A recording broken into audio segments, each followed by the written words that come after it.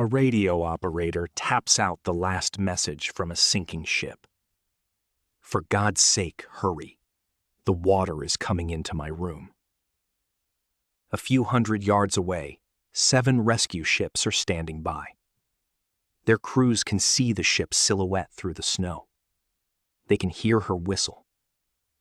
They've been trading radio messages with her for almost 2 days. 343 people are on board. Some accounts say as many as 364. To this day, nobody knows the exact number. In half an hour, the storm will tear the ship off the reef it's been wedged on and drag it to the bottom of the channel. 7 rescue ships will be standing right there, and they won't save a single person. This is the story of the SS Princess Sophia, and a question you'll have to answer for yourself. Did the captain actually have a choice, or had the sea already decided everything for him? Let's go back 2 days. The Princess Sophia was a workhorse, not a luxury liner. 2,320 tons, 245 feet long, a cruising speed of 14 knots. Built in 1912 for the Canadian Pacific Railway, she'd spent a decade running the coast of Alaska and British Columbia, a route that went dead in winter, and in summer effectively fed an entire region. Prospectors, fishermen, whole towns that had no other lifeline to the outside world. Official capacity was 250 passengers, though with special permission she could carry twice that. On October 23, 1918, at 10 in the evening, she left Skagway on the last run of the season, bound for Vancouver, with stops at Juneau, Wrangell, and Ketchikan. There were no tourists on board. There were prospectors coming off a season in the Yukon goldfields, gold dust in their luggage. There were the crews of river steamboats laid up for winter, traveling home as whole units. There were military families heading home while their husbands were still fighting in Europe.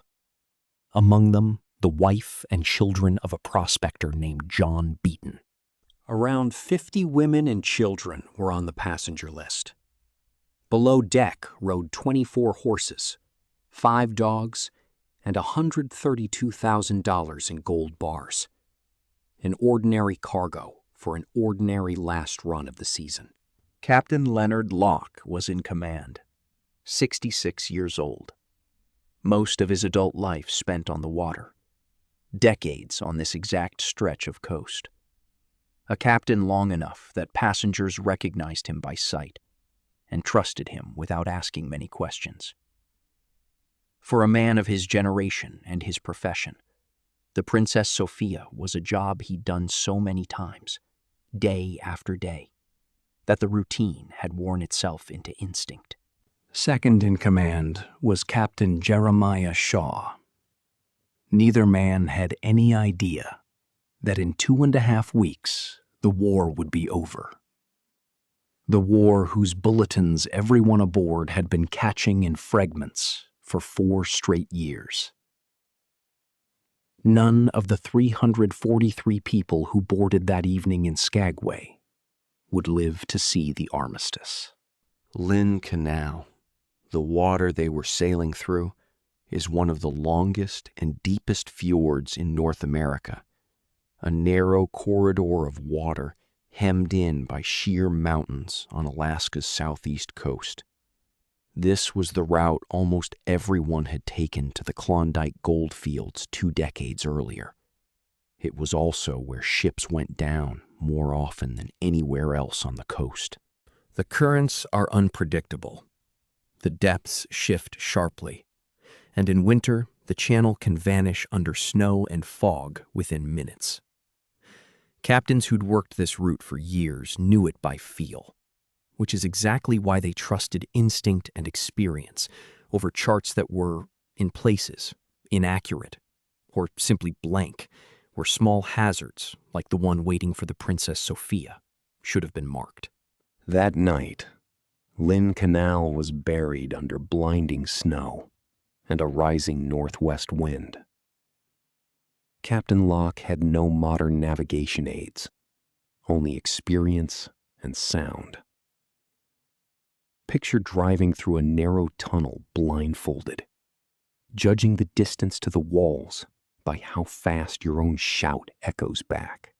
That's roughly how the Princess Sophia's crew worked out their position, in a channel several miles wide.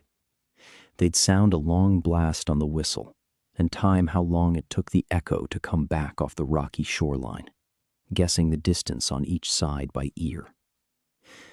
The method had worked for decades. An entire generation of captains on this coast had grown up trusting it. That night, it failed. The snow muffled and warped the sound. The wind carried the echo off course, and the ship drifted more than a mile off her line, without anyone on the bridge noticing. The sources disagree on exactly what Locke ordered in those final minutes. One account has him pushing the ship at nearly full speed, 11 knots instead of the usual 4, maybe trying to make up lost time. Another has him doing the opposite, cutting speed and posting extra lookouts. Whatever the order was, it didn't help. At 2 a.m. on October 24, the Princess Sophia struck a reef at full speed, a reef that didn't appear on any detailed chart of the time, Vanderbilt Reef. She didn't clip it in passing. She drove straight up onto it like a beach and came to rest heeled over, her engine still running for a few seconds after impact, still pushing her forward across the rock. The impact was hard enough to throw people out of their berths. A hole opened up in the bow. The captain of a nearby fishing boat, arriving a little later, estimated by eye that 200 or 300 gallons a minute were pouring in and out through it, rising and falling with the swell, like an open wound. But deeper in the hull, the double steel plating held. The ship wasn't sinking. She was simply stuck, wedged fast on all sides, as if the reef had impaled her.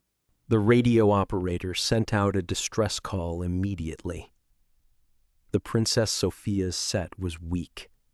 The signal barely reached Juneau, the nearest town. At 2:15 a.m., the company's agent was pulled out of bed, a ship on the rocks. By daybreak, a makeshift fleet was already gathering at Vanderbilt Reef. Fishing schooners, launches, tugs, anything in Juneau Harbor that could make the trip. Captain James Davis, aboard his small boat, the Estebeth, tried to row in close. Locke personally waved him off, having seen how dangerous the swells were right at the reef. Davis tied up to the reef's marker buoy and settled in to wait with everyone else. By day, the low tide left the reef fully exposed. For a few hours, the Princess Sophia's hull sat almost entirely out of the water, ringed by wet rock on every side. Launching lifeboats in that moment would have smashed them to splinters. Locke, confident his ship wasn't in any real danger, shouted through a megaphone to the Estebeth and another small boat, the Amy. "Go find shelter. Your conditions are worse than ours." The small boats took the advice and went to ride out the storm in a nearby cove. Neither of them would return to this story. At 6:20 p.m., the fishing schooner King and Winge arrived, under Captain J.J. Miller. These two vessels, King and Winge and the lighthouse tender Cedar, still on her way to the reef, would stay with the Princess Sophia until the very end and become the two ships that mattered most in the rescue. At 4 p.m, the high tide Locke had been counting on arrived. The water was supposed to lift the ship free of the rocks. It didn't. Without a tug, or better yet, 2 or 3, The Princess Sophia couldn't move an inch. All that was left to do was wait. Juneau itself, in those hours, was a town already worn down by its own crisis, before word of the wreck even arrived. The Spanish flu had reached the coast. In a town of about 3,000 people, the hospitals were already stretched thin. And still, it seemed like everyone who owned a boat and a motor answered the call. Fishermen, dock workers, men who just happened to own a launch, dropping whatever they were doing and heading for the reef without waiting for official orders. By the time the flotilla had gathered, no fewer than 15 vessels of every size had converged on the wreck. Most of them not rescue ships by trade at all, just fishing boats whose captains had decided they couldn't stay away. Of all the ships racing to help, only the Cedar, under Captain J.W. Ledbetter, had a working radio. She was the one vessel that could have kept a constant line open to the Princess Sophia and coordinated the whole operation. But word of the wreck didn't reach the Cedar until 2 in the afternoon, 11 hours after the collision. Military traffic from the fronts of the First World War was choking the wireless channels, leaving little room for a distress call from one passenger steamer on the edge of the continent. Ledbetter was 66 miles from the reef.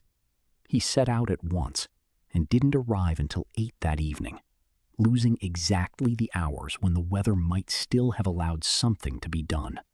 Cedar's searchlights found the Princess Sophia through the blizzard, waves hammering the hull, the wind climbing by the hour. Ledbetter, Miller, and Locke, trading messages by radio, all reached the same conclusion.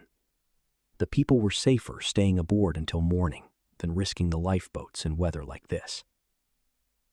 In the moment, it looked like the reasonable call. None of the 3 men yet knew that morning wouldn't bring any relief. At 8:30 that evening, the lights and heat went out on the Princess Sophia. For a few terrifying minutes, the crew of the King and Winch was certain the ship had already gone down.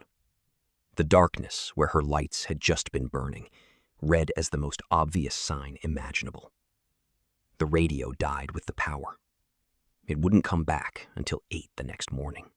While Cedar rode out the night at anchor in the lee of a nearby island, King and Winch was the only ship that didn't go anywhere at all. All night, in the dark and snow, Captain Miller kept his schooner circling the reef, just to keep the Princess Sophia in sight for as long as possible, in case she went down before dawn. No other captain was willing to try it in that weather. Miller was, and he spent the whole night doing it, watching a silhouette that kept appearing and disappearing behind the snow. While the people aboard were getting through their first night, the company's offices in Victoria still had no sense of how bad things really were. James Troop, the head of CPR's steamship division, hearing the first reports of a grounding, wasn't especially alarmed. The story, as it reached him, sounded like, "The passengers will be off within the day. The only question is where to put them ashore." Cable service to Alaska had already been down since October 21st, 3 days before the wreck, and that made things worse. Urgent messages about the Princess Sophia had to be shoved through overloaded military channels, competing for space with war bulletins. The families of the 343 people aboard knew almost nothing during these hours. For most of them, the first news would be a short item in the paper saying a ship had run aground, but the passengers were safe and would soon be brought ashore, which is exactly how the early reports read, reflecting the confidence still sitting in CPR's offices. People in Vancouver, Victoria, and Dawson City read those lines over breakfast and set the paper aside, worrying, but apparently already resolved. The second piece of news, a day later, would say something very different. Nobody would read it over breakfast. What happened inside the ship that night, we know not from any ship's log, but from a letter one of the passengers wrote. John Maskell was writing to his fiancée, Dory, knowing he might not survive. The letter would be found on his body months later, and it would run in newspapers up and down the coast. "We struck a rock last night," he wrote, "which threw many from their berths. Women rushed out in their night attire, some crying, some too weak to move." The lifeboats, he said, had been swung out and ready from the start, but launching them would have been madness while there was still any hope for the ship itself. Nearby ships had been notified by wireless, he wrote, and the first one arrived within 3 hours. But none could get close, not with the storm raging and the reef under the hull. By the time he was writing, 7 ships stood around the Princess Sophia. Maskell could see them through the snow, close enough to make out their shapes, and far enough that not one of them could reach out a hand. He described how, at low tide, 2/3 of the hull sat high and dry, and how at high tide the water lifted the ship and slammed it against the rocks again and again, metal on stone, each impact a little louder than the last. The lights and the boilers, he wrote, could go out at any moment. The ship was listing hard to port. Nobody was allowed to sleep in case they had to move at a second's notice. Below them, in the dark and the cold, 24 horses thrashed in their stalls. Every time the hull shuddered against the rocks, the animals shuddered with it, with no one able to explain to them what was happening. $132,000 in gold bars sat in the hold, cargo that, a day earlier, had looked like the most valuable thing on board, and now meant nothing next to the people guarding it. That night, Maskell wrote his will. He left everything to Dory, asked that £100 go to his mother, 100 to his father, 100 to his younger brother Jack, and the rest to her. He asked that his lodge back home see to his remains. And then, in the same letter, one line later, "It might have been much worse. Believe me, dear Dory." A man writing his own will by lamplight on a listing ship. And he was still finding it in himself to comfort the woman who wouldn't read those words until after he drowned. The ship would sit without light or heat until 8 the next morning, 11.5 hours in the cold, on a deck that kept slamming against the rocks with every tide. The injured from the initial impact were bandaged and laid out in the common cabins and lounges. The ship's small infirmary was never built for mass casualties. By the morning of the second day on the reef, October 25th, the barometer had started to rise, a good sign the storm was easing. After a sleepless night, people on board took it as a hopeful one. Locke decided to wait. There was no way to free the ship under her own power, so the only option left was to hope the weather would improve enough to attempt an evacuation. For the crews on the rescue ships, these hours were, if anything, more agonizing than they were for the people trapped aboard the Princess Sophia. The reef was ringed with sharp, exposed rock. At low tide, you couldn't approach the ship without smashing a lifeboat to pieces on the stone. And at high tide, those same rocks sank just far enough below the surface to become an invisible trap for any vessel that tried to get closer. The rescuers could see the ship. They could see the people on deck. They could make out voices shouted through a megaphone. and they physically could not close the last few hundred yards of water between themselves and the Princess Sophia. This wasn't some abstract rescue operation stalling somewhere in the distance. It was a rescue banging its head against a wall within shouting distance of the people it was trying to save. Captain Ledbetter worked out a plan the Navy calls a breeches buoy, a method rescuers had used for decades to pull crews off ships stranded near shore.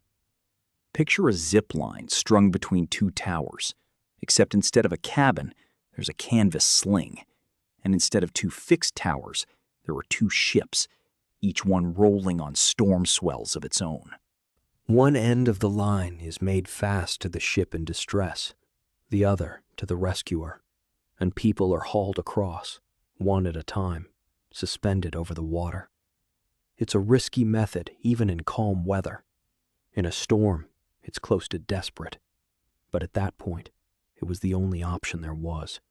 Twice, the Cedar tried to drop anchor close enough to the reef to hold position for the operation. Twice, the anchor failed to catch bottom. At 10 that morning, Locke, watching the failed attempts from the deck, radioed across. "It's no use. We'll wait for the next low tide." There was nothing else to be done in that moment. By 1 in the afternoon, 35 hours after the ship struck the reef, the wind had climbed back to gale force. Cedar and King and Winge were struggling to hold their positions, anchors dragging, waves breaking over both decks. Ledbetter radioed Locke for permission to pull back to shelter behind Sentinel Island. Locke agreed. His ship was still holding on the reef, and the rescue ships had no choice left. Staying meant risking losing them too.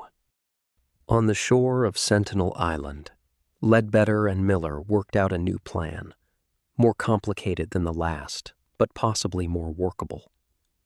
King and Winge carried nearly 1,300 feet of anchor cable aboard, enough to hold her position tight against the reef, storm or no storm.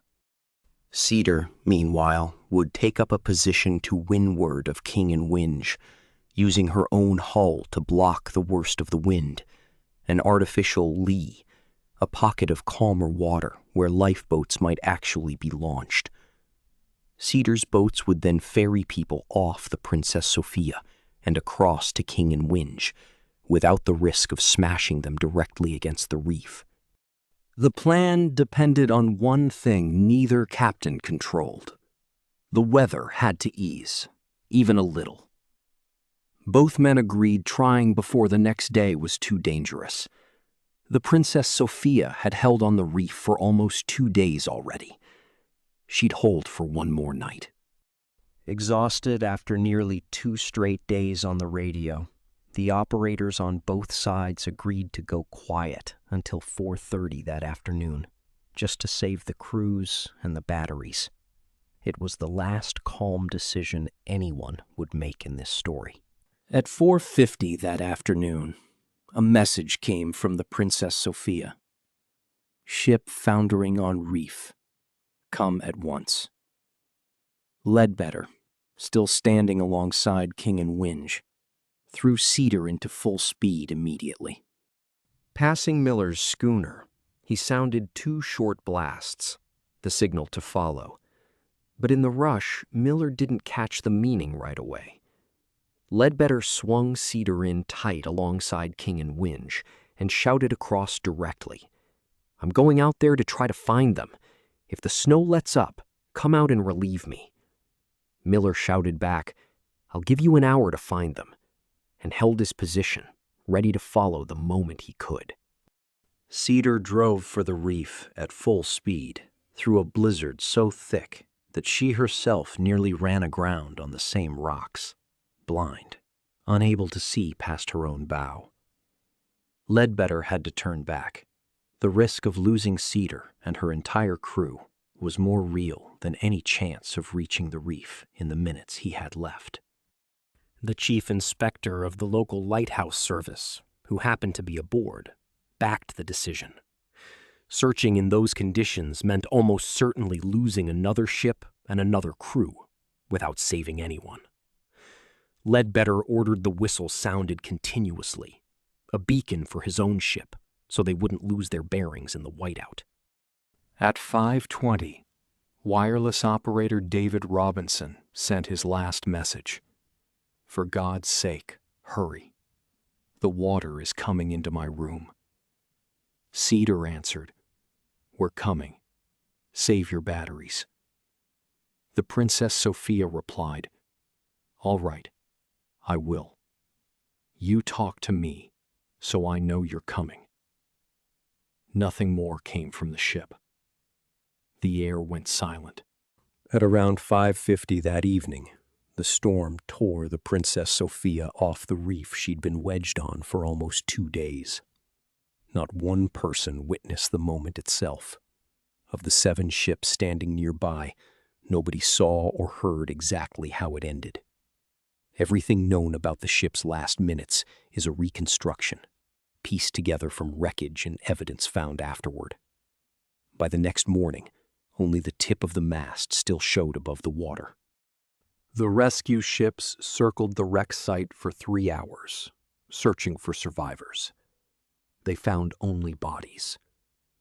The watches found on the dead had stopped at 5:50, the exact moment the water reached their mechanisms. Captain Ledbetter sent a 3-word telegram to Juneau. No signs of life. No hope of survivors. The only living thing to survive the wreck of the Princess Sophia was a dog, exhausted, soaked in fuel oil, found alive in Auk Bay several days later, miles from where the ship went down. For decades, newspapers described her as an English setter, and that version got repeated in print for the next 100 years. Only recently, when researchers turned up 1919 correspondence about one victim's estate, did it come out that the breed had been wrong from the start. The dog's name was Tommy, and she was a Chesapeake Bay Retriever, a breed with a water-resistant coat and webbed feet, which is about the only thing that explains how an animal survived that icy water and the sheet of oil covering it. Tommy belonged to Captain James Alexander and his wife Louise, who owned a mine on Tagish Lake. Both of them died on board. Their dog lived, and even her story is still being pieced together, more than 100 years after the wreck. Along with the bodies, wreckage and personal belongings washed up too. Among the debris were children's toys, things those children had been bringing home from Alaska, now washing ashore for weeks and months, tangled up with the remains of what had been a steamship. Juneau, a town of 3,000 people, still struggling with its own flu outbreak, took on the entire job of identifying the dead and preparing them to be sent home. Company agents, officials, and dozens of ordinary townspeople volunteering their time washed the oil-soaked bodies clean with gasoline, by hand, one after another, more than 300 times over, because there was no other way to give the dead back any semblance of a human face before burial. According to one eyewitness letter, unearthed in the archives decades later, the story may have been even crueler than Nobody Survived.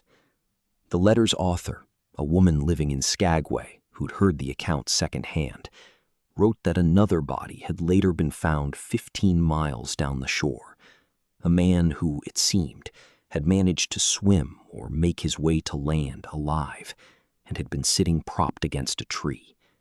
But he had no matches to light a fire and froze to death alone before anyone could find him. If that's true, someone did survive the wreck of the Princess Sophia, only to die alone on an empty shore, while 7 rescue ships searched for survivors somewhere else entirely. According to one eyewitness letter, unearthed in the archives decades later, the story may have been even crueler than Nobody Survived. The letter's author, a woman living in Skagway who'd heard the account secondhand, wrote that another body had later been found 15 miles down the shore. A man who, it seemed, had managed to swim or make his way to land alive and had been sitting propped against a tree. But he had no matches to light a fire and froze to death alone before anyone could find him. If that's true, someone did survive the wreck of the Princess Sophia, only to die alone on an empty shore, while 7 rescue ships searched for survivors somewhere else entirely. Among the identified was another name the same Skagway woman wrote about. A local man, well liked around town for how often he sang, had brought his wife and 5 children along for the first time in years, all traveling together on this one voyage. All of them died. When his body was found, 2 of his children were strapped to him. In his final minutes, it seems, he tried to keep them close to him when it became clear no one was coming. The coroner, examining the bodies, reached a conclusion that overturned everything people assumed about how these victims died. Most of them hadn't drowned. They'd suffocated, choked on the thick fuel oil that had spread across the water around the sinking ship, the same fuel that, a day earlier, had been heating cabins and running the lights. The 1919 inquiry by the Department of Marine ruled that Captain Locke's decision not to evacuate the passengers fell within the reasonable range of judgment for a captain in his position. He had grounds for caution. The barometer really had been pointing to improving weather, and nobody on scene could have predicted the storm would come roaring back. Testimony from the captains and crews of the rescue ships split almost down the middle at the hearings. Some insisted there had been a real window for evacuation, at least on the morning of October 24th, while conditions still allowed it. Others, including Captain Ledbetter, kept insisting years later, under oath to his own memory, that at no point he witnessed firsthand was it ever safe to lower a boat. The commission ultimately sided with the second group, but even the people who were actually there that night couldn't agree. The inquiry wasn't the only one with doubts. The same woman in Skagway, whose letter survived in the archives, had written home about it herself, well before any official hearing. It does seem to me some of those boats might have helped. At all events, the lighthouse tender might have taken chances. An ordinary person, no expert, no investigator, putting into words the exact question that would go on to haunt historians for years. Looked at in hindsight, the facts that came out at the hearings told a different story. By 10:20 on the morning of October 24th, the very first morning after the grounding, there were already enough vessels at Vanderbilt Reef to take off every last passenger and crew member, with another 4 or 5 hours still to spare before the wind began to rise in earnest. The Princess Sophia carried 8 lifeboats, built of steel, not wood. Boats that might well have survived being smashed against the rocks, where wooden ones would have shattered. Historians trace Locke's caution back to another wreck, the steamer Clallam, which went down in this same stretch of water 14 years earlier in 1904. That time, the captain lowered the boats too soon, and everyone in them died, swamped by the storm, while the ship herself stayed afloat long enough that everyone left aboard was saved without a single loss. Locke, by all accounts, remembered that disaster well. It may well have been the reason he chose to wait until the last possible moment instead of risking the boats too early. Caution born from one tragedy became the cause of another. The reckoning didn't end there. Families of the crew who died won a hearing before the Workmen's Compensation Board and won their case. Separately, in an American court, Families of the dead passengers filed a civil suit against the Canadian Pacific Railway, arguing the company hadn't exercised enough caution. That suit was won too, in the end. But no court judgment could bring back a single one of the 343. The company paid. The list of the dead didn't get one name shorter for it. Of those 343, 75 weren't passengers at all. They were crew. For them, the Princess Sophia wasn't transportation. It was the job that fed their families up and down the coast. Sailors, firemen, stewards, cooks. Among them were several Chinese crew members. Hong Li, second cook. Hoi Li, third cook. Young Li and Set Lian, stewards. Their names made the papers far less often than passengers like Maskell's, but their deaths left widows, children, and parents without a breadwinner all the same. The wife and children of the prospector John Beaton, mentioned at the very start of this story, were among the 343. Beaton himself wasn't on that sailing. He outlived his wife and children by nearly 3 decades. The official death toll is 343, according to the most thorough historical account of the disaster, built on the ship's manifests and company records. But even that number is disputed.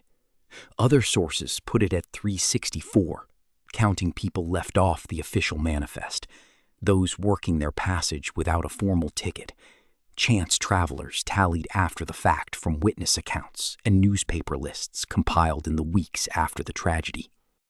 One independent researcher, working decades later, combed through newspaper archives across 4 states and provinces and came up with 461 names of people who might have been aboard that night.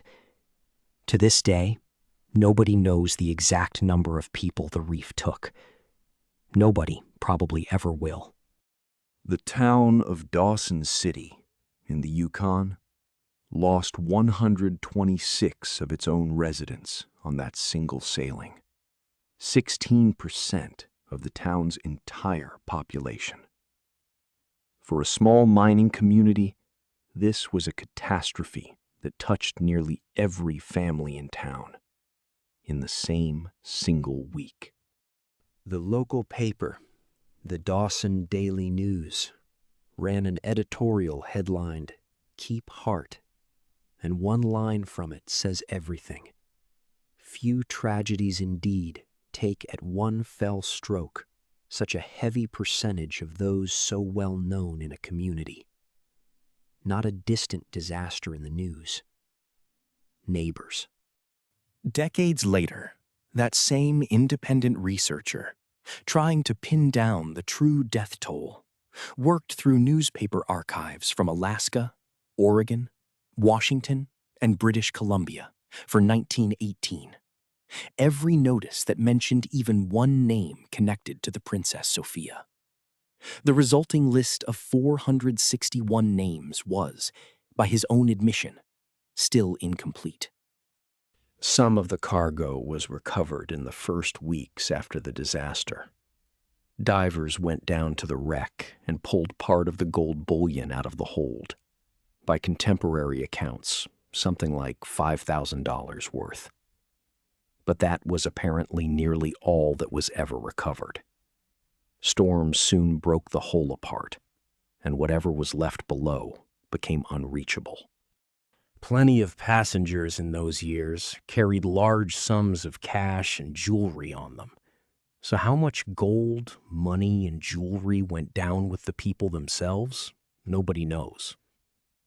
Local legend held that one of the dead was a woman named Mrs. Marie Eads from Dawson, whom old-timers of the Klondike believed was the real inspiration for the lady that's known as Lou, the character from Robert Service's famous poem about the gold rush, known across North America.